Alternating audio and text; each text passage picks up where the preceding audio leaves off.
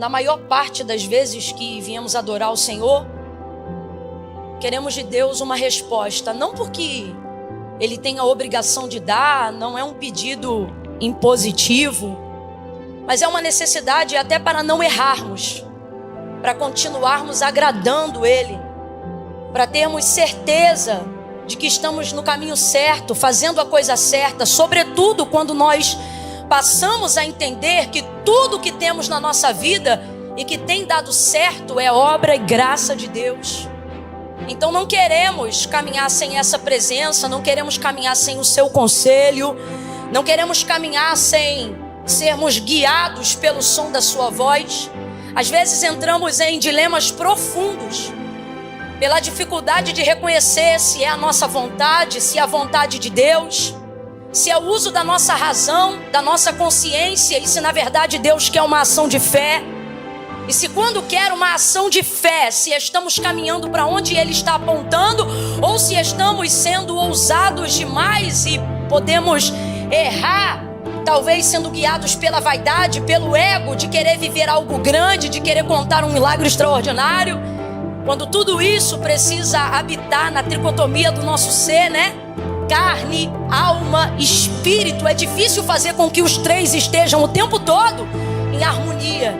Então essas dúvidas deixam a gente atordoado, deixa a gente com a mente confusa, deixa a gente angustiado. Alguns aqui lutam contra crise de ansiedade, síndrome do pânico, gastrite nervosa. Alguns aqui estão perdendo cabelo, perdendo tempo, perdendo dias, porque querem fazer e têm até disposição para fazer, mas estão aguardando de Deus um aval.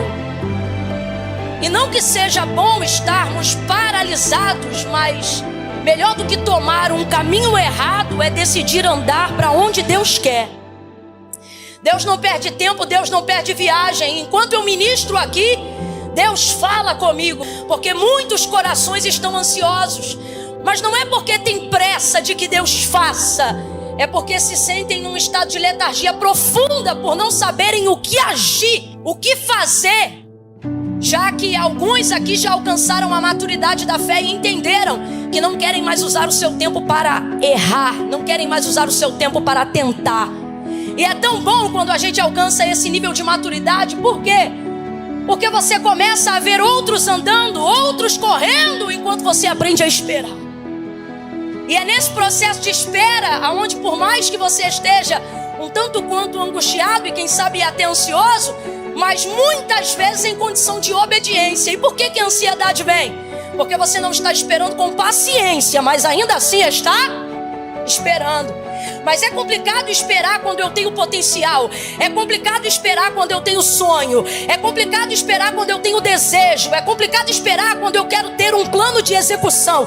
É complicado esperar quando eu acredito que eu posso fazer as coisas que Deus disse que eu faria, ainda que não haja em mim toda a capacidade, mas há em mim toda a fé que eu preciso para que Deus execute essas coisas. Então logo vem a pergunta: por que não está acontecendo? Por que minha vida não está andando? Por que os sonhos não estão se realizando? E por que as coisas não estão na velocidade do poder que Deus tem para fazer? Isso vai deixando a gente angustiado, ansioso, perturbado. E aí, para completar ainda, o advento da internet e a mídia social vai colocando a gente, por mais tanto que pareça, todos em estado de comparação contínua. Os outros estão andando, os outros estão crescendo, os outros estão exercendo seu ministério, os outros estão pregando, os outros estão cantando, os outros estão abrindo empresa, os outros têm um ministério de intercessão consolidado. Olha como aquela irmã é de Deus, olha como aquele irmão é de Deus, olha como a vida dele está andando, como a empresa dele está andando, como a casa dele está andando. Enquanto isso tem alguém falando a mesma coisa de você. Afinal, ninguém posta o que dá errado. Sua vitrine também é linda. E isso vai gerando na gente uma ansiedade tão grande. E aí Deus falou: diga duas verdades. Primeira, aprenda a esperar com paciência. Mas o fato de não ter paciência, todavia, ainda assim esperar, coloca você em posição de vantagem. Porque é melhor esperar a hora que Deus quer fazer do que meter a mão aonde você não está preparado ainda para meter, do que entrar aonde você ainda não deveria entrar. Por isso o profeta Isaías, ele vai resumir, né? A Bíblia é tão maravilhosa, gente. A Bíblia verdadeiramente, ela está acima do kairós, do tempo do homem. Ele vai dizer com tanta propriedade: os jovens se cansarão, os mancebos certamente cairão. Vamos traduzir? Os jovens vão querer velocidade, e na paixão e na força da sua vida e da sua carne, vão meter a mão, vão meter as próprias forças, vão ir com o peito, com a raça. Afinal, esse é o vigor da mocidade. Só que eles vão se cansar. Por quê? Porque vão descobrir, irmão, que nem tudo é no peito e na raça, nem tudo é na tua vontade, no teu querer, sobretudo na vida daquele que serve ao Senhor.